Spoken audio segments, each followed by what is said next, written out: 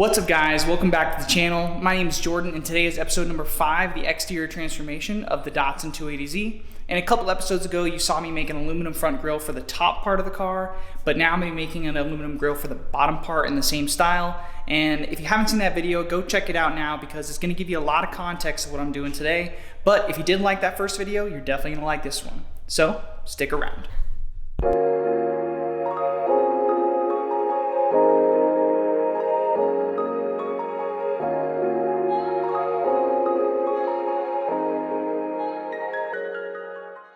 In the last video, we talked about how the front of the car kind of has like a 15-degree rake downward. And that trend continues with the bottom grille. So this front grille kind of came down at an angle, and then we're going to do the same thing with the bottom one here. I made 3 relief cuts right in the center and then just bended it with my hand. So I'm going to do the same thing for the first piece of this grille, and that's going to be the top. The very top bar is just going to be 39 inches of aluminum square tubing with 3 tiny cuts down the back, and I'm going to bend it by hand.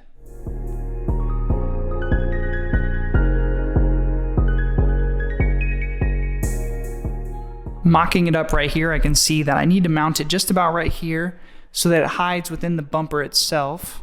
And I might need to trim the bumper bracket right there just so it'll tuck up a little bit higher, but it's a pretty good fit.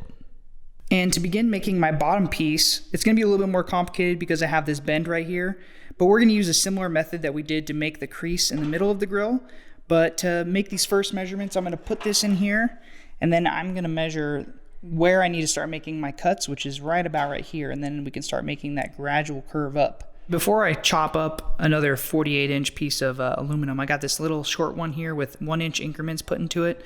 So basically what I'm going to do is I'm going to start it right there, and I'm going to make a cut at every 1-inch mark and see if that's enough to give me a upward bend that matches this.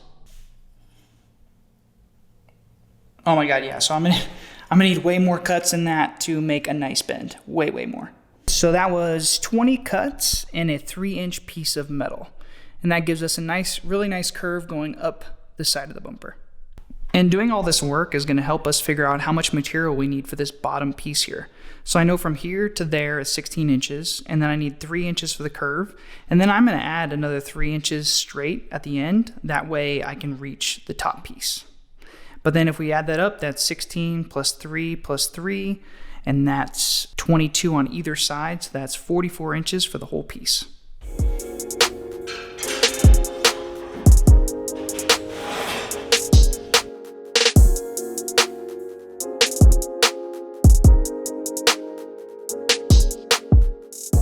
And so now looking at the piece that we just cut, this is going to be the crease in the middle, and then coming out to the outside, this is going to be our upward curve.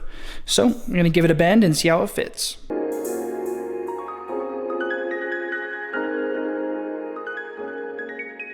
Voila, that's it. So once this is under tension, these edges are going to meet up better.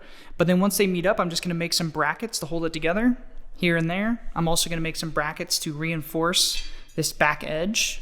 And then I'm going to use brazing, and we're just going to heat this up and put some brazing material in there so that it gets nice and smooth. And by brackets, I mean just little pieces of aluminum with some chamfered holes and bent to the same angle as these guys. After mocking this up inside the bumper a little bit, I've noticed that it sits in there kind of like this. So I'm going to trim this edge so that these two pieces meet with a really nice edge. Now it's fitting up really nice when I push it into place. So I'm going to make a bracket for either side that connects this joint here, and then we'll move on.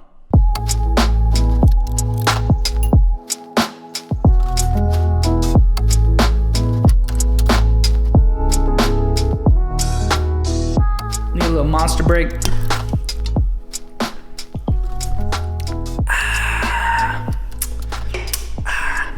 All right, and she is put together and looking really good. And I'm really happy with the way the curves turned out, but I'm gonna flip it around to the back and show you how the brackets are put together. So the two in the middle, just really simple, just straight. And then the ones on the outside over here, a little bit more complicated. You need to have one on the top and then 2 on the bottom. Basically, these 2 screws are gonna hold this into this direction. Otherwise, this kind of has like a spring-loaded action to it. So if you don't have 2 screws there, it's not gonna hold it into that straight position. But it's looking really good, and now we just need to heat it up and fill in all of these cut holes.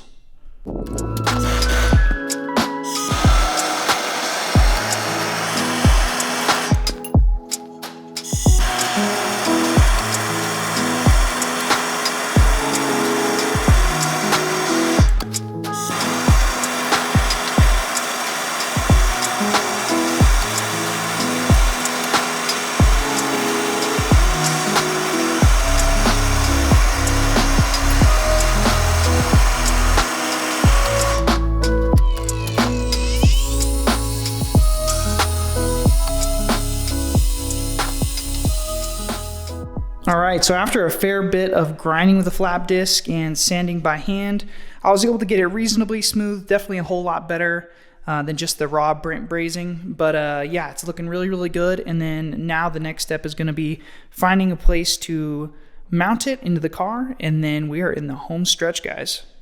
After just roughly placing this in its location, you can see that right over here, the bumper bracket is blocking the frame from sitting in there properly. So all I'm gonna do is I'm just gonna cut a little bit of a chunk out of that bracket, which isn't gonna hurt anything, and then it should fall right into place. And then after that, we'll put some brackets on and get it mounted.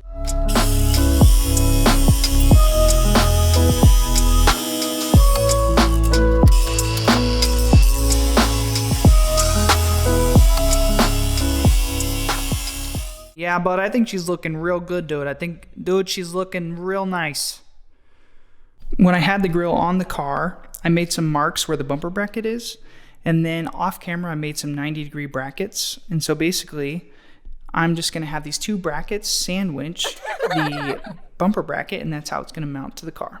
And then when you have those mounted, go ahead and mock it up on the car and mark your holes to where you're gonna drill the final mounting point.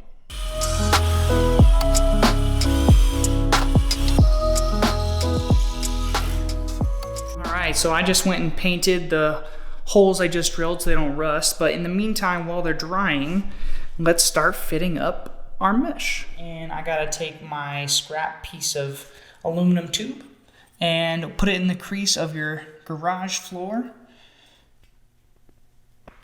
And that's how you get a nice bend in the middle. And then I'm gonna use some small snips and cut it to shape.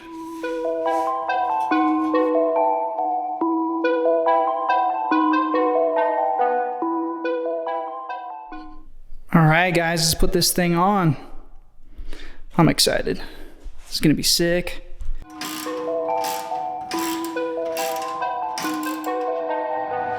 Nowadays, nothing really is ice. Only one of me and nobody's like me. Phone ringing and I tell him it's ice. I got wifey on bling and she ice. Freeze, photo, please, no photos.